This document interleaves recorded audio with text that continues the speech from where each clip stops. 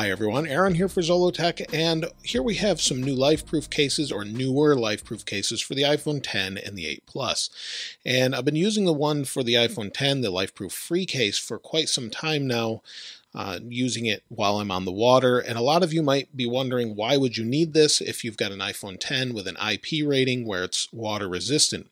Well, the reason you would really want one of these is because while this may be water resistant, if it's damaged by water and it's not really meant to be in the water without a case or something protecting it, if it's in the water and it gets damaged by water, Apple will not cover it under its warranty unless you have Apple Care with accidental damage. So because of that, you really should have it in a waterproof case if you're going to bring it in the water regularly, whether that be a pool or out on the ocean or wherever you're using it, in snow or anything. You really should have it protected a little bit better because of that. So anytime I'm out on the water, I put it in this case. Now, before you use these cases, when you first get them, you're supposed to water test them. And I wanted to show you what that looks like. So what you do is you take your cases, make sure they're sealed just like this. And the difference between the two, this is the free case, this is the Nuud case. This one has a screen protector built in, this one does not. So this is just the screen exposed if you'd rather have that. And what you want to do is take these cases, put them underwater, and leave them there for 30 minutes to make sure they don't leak. Once you've done that, you're good to use them. So let's do that now, and I'll show you what that looks like.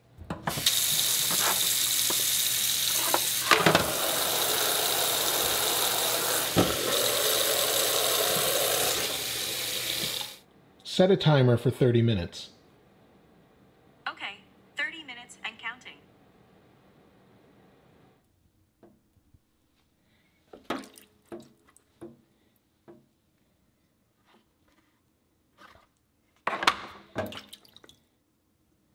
Now after 30 minutes is up, you want to check and make sure it's dry, and as long as it's dry, you're good to go. And you can see this is the iPhone X case. It's got a rubber seal around it, and I've been removing it and putting it back on and off probably about 10 times now, and I've had no issues. And it is kind of flimsy plastic here, so you're not going to get a whole lot of impact protection, but it's really meant to seal out dust and dirt. So you've got a screen protector, or kind of a protector on the back here, protector for your camera. And then on the front, you've got a screen protector. So let's go ahead and put the phone in it. And it sits like that. Now, if you have a glass screen protector on the front of your phone, you may have some issues with the fit of this. You may need to remove that. So we'll put it here like this and then just snap it into place. You just work your way around and everything is sealed. So all of the buttons, all the ports, and you'll see there's a little rubber seal here. We'll just seal that. And this does have an effect of being a little bit muffled, but it's not anywhere near what you would think. People can hear you pretty well. You may need to turn your volume up slightly more, especially on this one with the built-in screen protector. I wanted to show you what footage is like using the camera.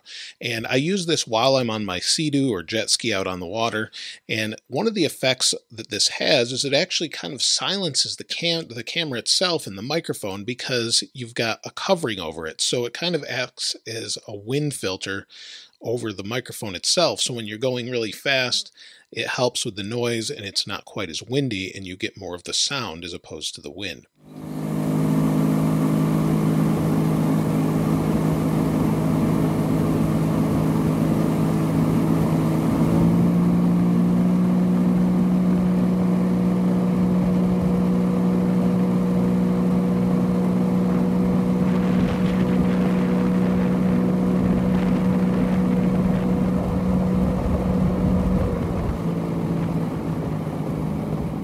Now Face ID works fine, no issues there, and the touch works good except for maybe in the corners you might have to push a little bit harder because there is a little bit of a gap because of this screen protector. Everything's nice and sealed and the buttons are a little bit difficult to push and the vibrate switch is a little bit difficult to push. Other than that, there's no issues. So let me show you the other case, and it comes with this little piece here, and that just helps you remove the case when you want to take it off. So you just do this, and then you have to use a good amount of force, so you want to be careful as you pull this apart. Now, here is a nice rubber seal around the whole screen or the whole front, and then you've got a seal for your fingerprint and up here. Now here's the 8 Plus, and when you're doing this, you need to make sure that this little switch here fits on the vibrate switch here, or silent switch, properly. And then you've got your buttons and everything. Just make sure everything's in place, and then we're going to take this and apply it just like we did the other one. Just snap down, go all the way around, and we're good to go. Then we can seal it. Again, it's very similar to the other one.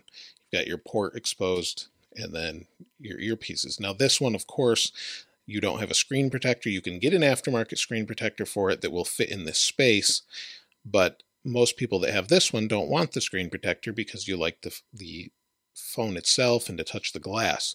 So it's sealed just like this one is sealed, and I thought we'd test this a little bit extreme, maybe in a pool, and see how it goes. So let's do that now.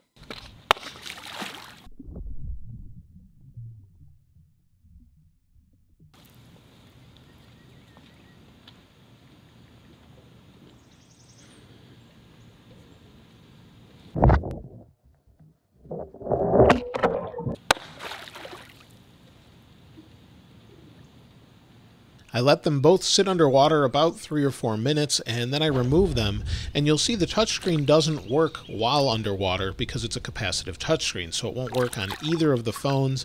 You'll see the 10 or the 8 Plus, you get the same experience, but they appear to be okay when they're out of the water. Both touchscreens work just fine, the 8 Plus and the 10, but let's take a little bit closer look at them now. Now I just got back from the pool, and you can see there's a lot of condensation, and it looks like maybe water inside, but I'm not really sure. So let's open it up and take a look. So let's pop these sides off here and see what we've got.